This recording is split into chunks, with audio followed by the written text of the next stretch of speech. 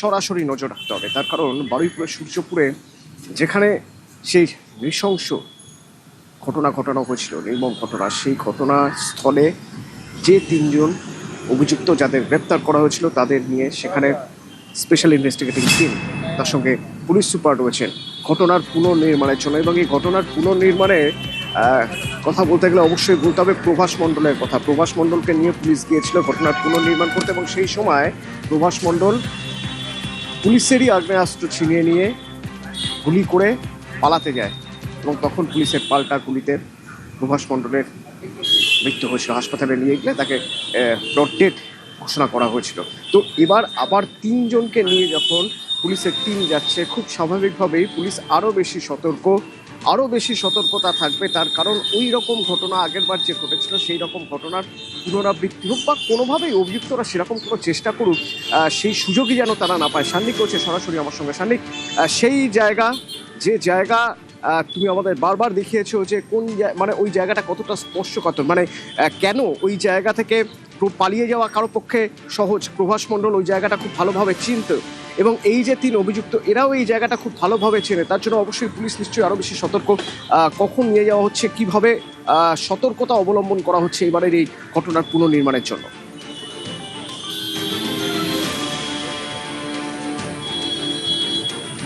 দেখো, এই ধরনের অপরাধের ক্ষেত্রে পুনর্নির্মাণের গুরুত্ব কতটা তা আমরা এর আগেও বিভিন্ন অপরাধের ক্ষেত্রে দেখেছি। তাই এই পুনর্নির্মাণ করানোটা যে প্রয়োজনীয় ছিল প্রভাস মণ্ডলের দিনই, সেই কারণেই এই পুনর্নির্মাণ করাতে পুলিশ নিয়ে এসেছিল তড়িঘড়ি। কিন্তু সেই দিনে যে পরিস্থিতি তৈরি হয়, মধ্যরাতে তাকে আনা হয়েছিল, কেননা এলাকায় ক্ষোভ রয়েছে, এই সমস্ত কিছুকে আগে থেকে ভেবেই পুলিশ তাকে মধ্যরাতে নিয়ে এসেছিল। কিন্তু তারপর যে ছবিটা দেখা গেল, গোটা পরিস্থিতিটা পাল্টে গেল তার এনকাউন্টারের ঘটনার পরে। এখন বাকি তিন যে অভিযুক্ত রয়েছেন, সেই তিনজন অভিযুক্তকে আজকে এখানে নিয়ে আসার আগে থেকেই পুলিশ প্রিকশন নিয়ে রাখছে। অতিরিক্ত ফোর্স সঙ্গে আনা হবে, এবং যে তিন অভিযুক্ত যাদেরকে এই গোটা ধর্ষণ খুনের মামলায় গ্রেফতার করা হয়েছে, তাদেরকে সঙ্গে নিয়ে তারা কিভাবে কোন ঘটনার পরে কোন ঘটনা ঘটিয়েছিল, কোথা থেকে ওই কিশোরীকে তারা নিয়ে আসে, কোথায় তারা এই ঘৃণ্য অপরাধ ঘটিয়েছিল, এবং তারপরে কিভাবে তথ্য প্রমাণ লোপাটের তারা চেষ্টা করেছিল, এই সমস্ত বিষয়ে তদন্তের স্বার্থে পুলিশ একেবারে জায়গা ধরে ধরে তাদেরকে সঙ্গে নিয়ে সেই পুনর্নির্মাণ করে জানতে চাইবে। এবং অবশ্যই এক্ষেত্রে ফরেন্সিকের টিমও সঙ্গে থাকে, তার কারণ যদি কোনো ফরেন্সিক এভিডেন্স এক্ষেত্রে আগে থেকে মিস হয়ে যায়, তাই সেই ফরেন্সিক এভিডেন্সগুলো কালেক্ট করারও একটা গুরুত্বপূর্ণ পর্ব এরপরে থাকে। এই সমস্ত বিষয়ের মধ্যে অবশ্যই আজকে পুলিশের বাড়তি ভাবনা, যেটার কথা তুমি বলছিলে, যে আগের দিনের যে ঘটনা ঘটেছে তারপরে আজকে যাতে নতুন করে কোনো রকম অস্বস্তিকর পরিস্থিতি না তৈরি হয়, যাতে আগের দিন প্রভাস মণ্ডলের ঘটনা থেকে বলতে পারো শিক্ষা নিয়েই তারা আজকে অতিরিক্ত ফোর্স সঙ্গে আনছে, এবং এই তিনজনকে একেবারে কড়া নিরাপত্তার ঘেরাটোপে আজকে নিয়ে আসা হবে পুনর্নির্মাণের জন্য। এই পুনর্নির্মাণের পর্ব চলবে, এবং সেই পুনর্নির্মাণ করে পুলিশ তার যে তদন্তকে এগিয়ে নিয়ে যাওয়ার স্বার্থে যে তথ্য প্রমাণ তাদের প্রয়োজন, সেইগুলোরই খোঁজ কিন্তু বারুইপুর পুলিশ জেলার আধিকারিকরা এবং যে স্পেশাল ইনভেস্টিগেশন টিম যা এই ঘটনায় গঠন করা হয়েছে তারা কিন্তু আজকে সেই তথ্য প্রমাণেরই খোঁজ চালাবে এই পুনর্নির্মাণের মাধ্যমে। অতনু, ধন্যবাদ সানি। বারুইপুর গ্রামীণের অতিরিক্ত পুলিশ সুপার বদল, অর্থাৎ পিনাকি দত্তের জায়গায় এবার দায়িত্বে অতীশ বিশ্বাস।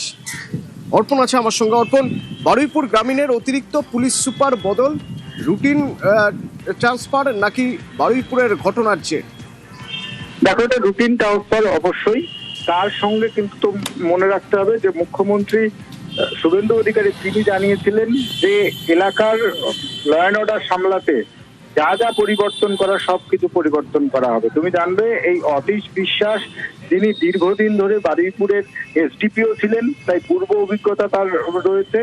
তার পাশাপাশি জয়নগরের ঘটনার কথা তোমার মনে থাকবে যে জয়নগরে ধর্ষণ খুনে 1 মাসের মধ্যে চার্জশিট জমা করে অভিযুক্তকে ফাঁসির যে নির্দেশ দিয়েছিল আদালত, সেখানেও কিন্তু এসডিপিও এবং প্রধান সিটের দায়িত্বে ছিলেন এই অতীশ বিশ্বাস। তাই জেলার সমস্ত তথ্য তার কাছে যেমন জানা, এবং জেলাটা তার হাতের তালুর মধ্যে। কোন রকম ল অ্যান্ড অর্ডার যাতে না হয় এবং আগামী দিনে সুষ্ঠুভাবে জেলা পরিচালনা করার জন্যই তাকে পূর্ব মেদিনীপুরের অ্যাডিশনাল এসপি তিনি ছিলেন, সেখান থেকে আবার বারুইপুরের অ্যাডিশনাল এসপি পদে তাকে নিয়োগ করা হলো। এবং পিনাকি দত্তকে জানো তুমি, এই যে ঘটনা ঘটেছে নাবালিকাকে গণধর্ষণ এবং তাকে খুন, সেই খুনের প্রধান হচ্ছেন পিনাকি দত্ত, যিনি অতিরিক্ত পুলিশ সুপার জোনাল হিসেবে ছিলেন।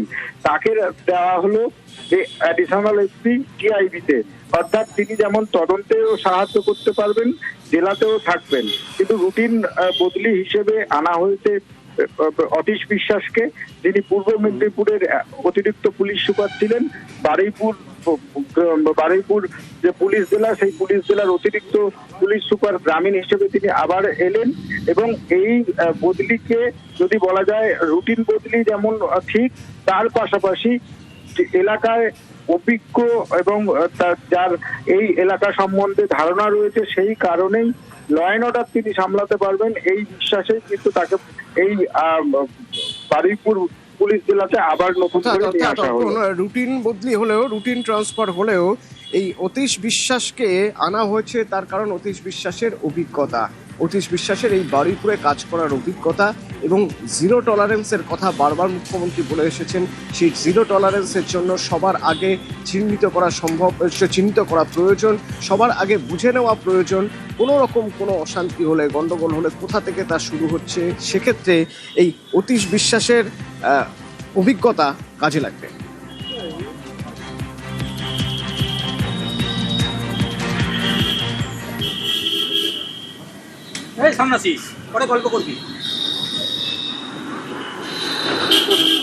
দমদমে গতকালই আমরা আপনাদের খবর দেখিয়েছিলাম যে বেলঘরিয়া এক্সপ্রেসওয়েতে, সেখানে বেলঘরিয়া এক্সপ্রেসওয়ের কাছে এলোপাথারি গুলিতে খুন হয়। তার দুজন সঙ্গে যে দুজন ছিল সেই দুজনও আহত, জখম। সেই ঘটনার 24 ঘন্টার মধ্যে মূল অভিযুক্ত সহ 3 জন পুলিশের জালে। আমার সঙ্গে অনুপ আছে, সরাসরি একবার কথা বলবো। অনুপ, এই যে 3 জন, এই 3 জনের পরিচয় কি? কেন এরা রাজা দত্তর উপর গুলি চালিয়েছিল?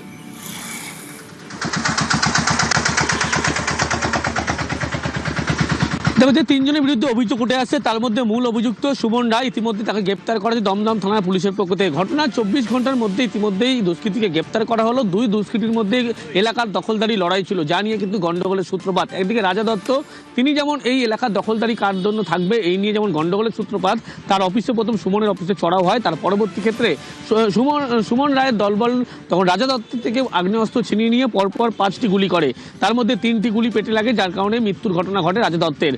এই ঘটনার পরবর্তী ক্ষেত্রে একাধিক ক্লোজ সার্কিট ক্যামেরা থেকে শুরু করে একাধিক ফুটেজ পুলিশ সংগ্রহ করার পরবর্তী ক্ষেত্রে ইতিমধ্যেই মূল অভিযুক্ত সুমন রায় সহ তার 2 জন সাগরেদকে ইতিমধ্যেই গ্রেপ্তার করা হয়েছে।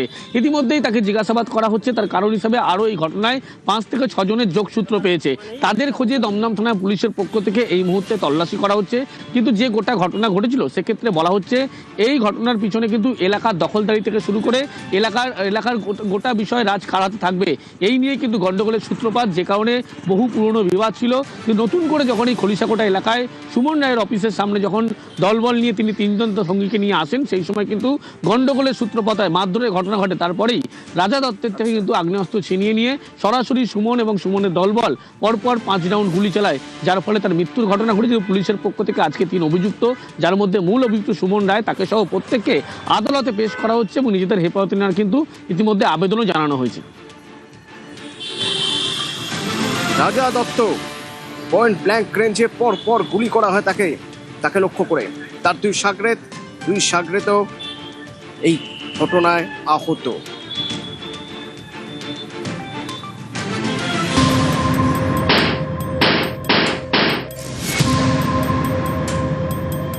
বেলঘরিয়া এক্সপ্রেসওয়ে, তখনও ভোরের আলো ফোটেনি। সোমবার হঠাৎ গুলির শব্দ, একের পর এক গুলি, শুট আউট। বাইকে করে বেলঘরিয়া এক্সপ্রেসওয়ে সার্ভিস লেন দিয়ে যাচ্ছিলেন রাজা দত্ত। বাইকে ছিলেন 3 জন, মাঝে বসেছিলেন রাজা। খলিশাকোটার কাছে তাদের পথ আটকায় কয়েকজন দুষ্কৃতী। রাজার থেকে আগ্নেয়াস্ত্র কেড়ে পর গুলি চালায় তারা। মাটিতে লুটিয়ে পড়েন রাজা। মারধর করা হয় রাজার 2 সঙ্গীকে। ঘটনাস্থলের পাশেই একটি গাড়ি উদ্ধার করেছে পুলিশের অনুমান এই গাড়িতেই এসেছিল দুষ্কৃতীরা। রাজা দত্ত নামে কোন এক কুখ্যাত ক্রিমিনাল আছে, তাকে নাকি মার্ডার করেছে আর যত ঠেক হচ্ছে এই দোকানটা তো তুলে নিবেন। এই যে দোকানটা, ওইখানে একটা পার্টি অফিস আছে, ওই পার্টি অফিসটা, এই জায়গাটা যত গন্ডগোলটা এইটুকুর মধ্যেই হয়। এখানে মানে আপনি চলাফেরা করতে পারবেন না, এমন একটা পরিস্থিতি হয়ে যায়। প্রশাসনের কাছে অনুরোধ করব, তারা ঠিকঠাক যদি এখানে টহলদারি করে তাহলে এই দৌরত্বটা কমে। স্থানীয়দের দাবি, রাজা তৃণমূল ঘনিষ্ঠ, বাড়ি উত্তর দমদমের 19 নম্বর ওয়ার্ডে, দীর্ঘদিন ধরেই এলাকায় তার দাপট। প্রাথমিক তদন্তে পুলিশের অনুমান পুরনো বিবাদ থেকেই এই ঘটনায় অভিযোগের তীর এলাকারই আরেক তৃণমূল ঘনিষ্ঠ সুমনের দিকে। সুমনও 19 নম্বর ওয়ার্ডের বাসিন্দা। স্থানীয়দের দাবি, এলাকা দখল নিয়ে বহুদিন ধরেই সুমন ও রাজার মধ্যে ঝামেলা। পুলিশের দাবি, রবিবার রাত 12টা নাগাদ সুমনের অফিসে ভাঙচুর চলে। অভিযোগ, তৃণমূল আমলে এই অফিস থেকেই চলত সিন্ডিকেট তোলাবাজির কারবার। এই ভাঙচুরের ঘটনায় অভিযোগের আঙুল ওঠে রাজার দিকে। এরপরেই ভোর রাতের শুট আউট। পুলিশের দাবি, এটা একেবারেই দুই গ্যাংয়ের লড়াই। সুমনের খোঁজ চলছে। আমি জানি না গো, আমি ওসব কিছু আমাকে বলি জানি না। আপনাদের কাছে খবর কখন এসছে? এই তো আধা ঘন্টা খান আগে ওই প্রমোটার ওই ইয়ে ওই কী বলে না, ওই বিল্ডিং মানে পয়েন্ট ব্ল্যাঙ্ক রেঞ্জ থেকে পরপর গুলি করা হয়, যার ফলে মৃত্যুর ঘটনা ঘটে। ইতিমধ্যেই 2 জন আহত রয়েছে। গোটা বিষয় পুলিশের পক্ষ থেকে খতিয়ে দেখা হচ্ছে এবং ইতিমধ্যেই 5 জনকে আটক করে জিজ্ঞাসাবাদ করা হচ্ছে দমদম থানার পুলিশের পক্ষ থেকে। অনুপ চক্রবর্তী, নিউজ 18 বাংলা, কলকাতা। ফের একবার মেদিনীপুর মেডিকেলের ছবি দেখাবো আপনাদের। এর আগে স্যালাইন নিয়ে বিতর্ক হয়েছে, এবার মেদিনীপুর মেডিকেল কলেজ, যেখানে বিধায়ক গেলেন সারপ্রাইজ ভিজিটে। মেদিনীপুর মেডিকেল কলেজের যে মেডিকেল স্টোর্স, সেটা একটা পরিত্যক্ত বিল্ডিংয়ে। বিধায়ক যখন সেখানে পৌঁছলেন, কি অবস্থায় রয়েছে স্টোর্স তা দেখার জন্য এই ঘুঘুর বাসা চলছে। এই মেডিসিনগুলো, এই সেলাইনগুলো মানুষের শরীরে যাচ্ছে। এসওপির কতগুলো গাইডলাইন আছে। এই মেঝেটা কি সিস্টেমে হবে সেটা একটা তার রুলস রেগুলেশন আছে। টেম্পারেচার সিস্টেম আছে যে এই সেলাইন বা এই ওষুধ বা এই লিকুইডগুলোকে নির্দিষ্ট টেম্পারেচার রাখা উচিত। কিন্তু এটা দেখতে পাচ্ছি মানে গুহার থেকেও খারাপ কন্ডিশন। এটা হচ্ছে একটা হসপিটালের একটা store room, main store room. এই কন্ডিশন হতে পারে না, কালচে অবস্থা। এটা স্টোর, ওষুধের স্টোর রুম। উই পোকার বাসা। এই ওষুধ মানুষের কাছে 15 বছর ধরে এখানকার যারা আগে হেলথ মিনিস্টার ছিলেন, তৃণমূল কংগ্রেস সরকার ছিল, এই ওষুধগুলো প্রয়োগ করেছে। বিধায়ক শঙ্কর গুছাইতের এই ক্ষোভ তো স্বাভাবিক। তার কারণ, যে ছবি দেখতে পাচ্ছি, এটা একটা স্টোরের, অন্তত মেডিকেল কলেজের স্টোরের, মেডিকেল স্টোরের এরকম ছবি হতে পারে। সরাসরি শোভন আমার সঙ্গে রয়েছে। শোভন, আরো বিস্তারিত জানতে চাইবো তোমার থেকে আমি, যে এখানে ওষুধ রাখা হয় কিভাবে? এখানে তো জীবনদায়ী ওষুধও রাখা হয়, কিভাবে রাখা হয়? মানে যারা এখানে কাজ করেন বা এই স্টোরে যারা কাজ করেন, তাদের যে ন্যূনতম টয়লেট, সেই টয়লেটটা কি রয়েছে? মানুষের কাছে একেবারে অতনুদা, দেখো তুমি যেমনটা বললে, বা শঙ্কর গুচ্ছাই যিনি বিধানসভার মেদিনীপুর বিধানসভার বিধায়ক, তিনি যেভাবে তার ক্ষোভ ব্যক্ত করেছেন, একদম প্রকৃতপক্ষে কিন্তু ক্ষোভ উগরে দেওয়ার মতোই দৃশ্য রয়েছে। এই আমার পেছনে দেখতে পাচ্ছ তুমি, যে ভবনটির সামনে আমি দাঁড়িয়ে রয়েছি। এটি 1937 সালে তৈরি এই ভবন। এই পরিত্যক্ত ভবনেই কিন্তু মেডিকেল স্টোর, অর্থাৎ লক্ষ লক্ষ টাকার জীবনদায়ী ওষুধ থেকে শুরু করে সেলাইন, সমস্ত কিছুই কিন্তু এই যে ভবন, পরিত্যক্ত ভবন, সেই পরিত্যক্ত ভবনের মধ্যেই রাখা হয়। এবং সব থেকে বড় ব্যাপার যেটি, যে স্বাস্থ্য ভবনের যে এসওপি, অর্থাৎ কিভাবে এইসব যে ওষুধ বা মেডিসিন যে রাখা হচ্ছে, সেগুলি কিভাবে রাখা হবে, কোন পদ্ধতিতে রাখা হবে, কি কি পদ্ধতি অবলম্বন করা উচিত, সে সমস্ত কিন্তু এসওপির মাধ্যমে নির্দেশ দেওয়া হয়েছে, কিন্তু সেটা কোনোটাই কিন্তু পালন করা হচ্ছে না। এখানে যে স্টোর যা ইনচার্জ যারা আছে বা কর্মী যারা আছে, তাদের পরিষ্কার বক্তব্য যে এখানে কোনো পরিকাঠামোই নেই। যেভাবে এসওপিতে বলা হয়েছে ওষুধ রাখার জন্য, সেলাইন রাখার জন্য, সেই সমস্ত কোনো পরিকাঠামোই নেই এই ভবনে। তাই তারা মাটিতেই ওষুধ, মাটিতেই সেলাইন ফেলে রাখতে হচ্ছে। এই বর্ষার সময় মাটিতে জল জমে যায়, সেই অবস্থাতেই কিন্তু মাটিতে পড়ে থাকে ওষুধ এবং সেলাইন। শুধু তাই নয়, দিনের পর দিন এভাবে পড়ে থাকার ফলে এই ভবনের মধ্যে থাকা যে ইঁদুর, সেই ইঁদুর কিন্তু ওষুধ খেয়ে নেয়, এমনটাও অভিযোগ উঠে আসছে। যার ফলে কিন্তু কোনো সময় তাদের স্টক মেলাতেও অসুবিধায় পড়তে হয়। কারণ হচ্ছে, যে সমস্ত ওষুধ রাখা হয়, সেই সমস্ত ওষুধ এখান থেকে উধাও হয়ে যায় ইঁদুরের জন্য। শুধু তাই নয়, আরো অভিযোগ যে শুধু তাই নয়, দেওয়াল জুড়ে উই, আচ্ছা, একটা তো ওষুধ ঠান্ডার মধ্যে রাখতে হয়, কিছু ওষুধ ঠান্ডায় রাখতে হয়, তার জন্য একটা কোল্ড চেন তৈরি করতে হয়। সেই ব্যবস্থা কি আদৌ এখানে আছে শোভন? একেবারে অতটা সেই ব্যবস্থাও এখানে নেই। কারণ হচ্ছে এখানে মোট এই ভবনটিতে 3টি রেফ্রিজারেটর আছে। সেই রেফ্রিজারেটরের মধ্যেই কিন্তু যে সমস্ত ওষুধ, অর্থাৎ কিছু নির্দিষ্ট ওষুধ থাকে, ইনজেকশন থাকে, যেগুলিকে একটি নির্দিষ্ট টেম্পারেচারের মধ্যে রাখতে হয়, কিন্তু সেই টেম্পারেচার মেনটেন করারও কোনো এখানে পদ্ধতি কিন্তু অবলম্বন করা হয়নি। অর্থাৎ শুধুমাত্র ফ্রিজের মধ্যেই সেই সব ওষুধ রাখতে হয়, নির্দিষ্ট যে ওষুধ রয়েছে সেগুলি। কারণ হচ্ছে এখানে কোল্ড চেনের কোনো ব্যবস্থা নেই, এমনটাই কিন্তু উঠে আসছে। আরও অভিযোগ যেটা স্টোর কিপারদের, যে তাদের যে ন্যূনতম যে টয়লেট, সেই টয়লেটটুকু কিন্তু এই ভবনে নেই। শুধু তাই নয়, তাদের জীবন হাতে করে নিয়ে কাজ করতে হয়। কারণ হচ্ছে এই ভবনটি পরিত্যক্ত, ভবনটিতে সাপের বাসা হয়েছে, উইঢিপি রয়েছে এবং বিভিন্ন বিষাক্ত পোকামাকড় রয়েছে এই ভবনটিতে। এই নিয়ে মেদিনীপুর মেডিকেল কলেজের মেডিকেল স্টোর, সাথে সাথে বিল্ডিং, ফ্রিজ মতো 3টে স্টোরে যে কর্মীরা কাজ করবেন তাদের জন্য টয়লেটও নেই।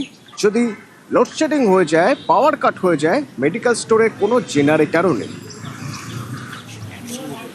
এখানে ঝুল, ড্যাম, এখানে মানুষের জীবন রক্ষা করছে। এই যে সমস্ত ডিস্টার্ব এখানে নিচে রাখা যাবে না, উই পোকা, নোংরা, এভাবে ওষুধকে স্টোর করা হচ্ছে। এখানে স্যার এক হাঁটু জলভর্তি থাকে, কাঁটাগুলো রাখা আছে, ব্লিচিং দিয়ে রাখা আছে। এই অবস্থায় মেডিসিনকে স্টোর করা যায়, এই অবস্থায় স্টোর করা যায় এবং দীর্ঘদিন ধরে এই ঘুঘুর বাসা চলছে এবং এই ওষুধগুলো, এই মেডিসিনগুলো, এই স্যালাইনগুলো মানুষের শরীরে যাচ্ছে। এই যে মেঝে যার উপরে আপনি ওষুধ রাখবেন, মেডিসিন রাখবেন, এই মেঝে গত 15 বছর ধরে তৃণমূল সরকার, চোরেদের সরকার কি করেছে এবং এই চিত্র হাড় হিম করা চিত্র, যে মেডিসিন গুলো রোগীদের দেহে যায়, মেডিসিন গুলো ইঁদুর খেয়ে নেয়, মেডিসিন গুলোতে উই পোকা ধরে যাচ্ছে, নিচে ড্যাম হয়ে যাচ্ছে, জল জমে যাচ্ছে, বর্ষার সময় নিচে জল। অবশ্যই তদন্ত করা উচিত গত 15 বছরে কেন হয়নি, কেন মেনটেন করা হয়নি এসওপির গাইডলাইন, কেন এই ধরনের সিস্টেম চলে আসছে দীর্ঘদিন ধরে।